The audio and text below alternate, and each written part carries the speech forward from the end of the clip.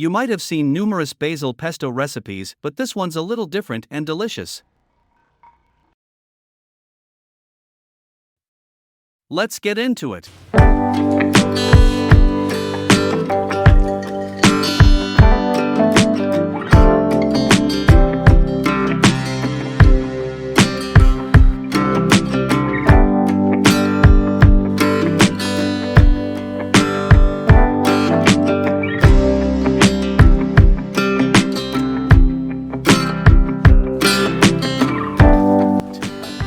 Grind it for just 2 seconds and check, grind for 2 more if required.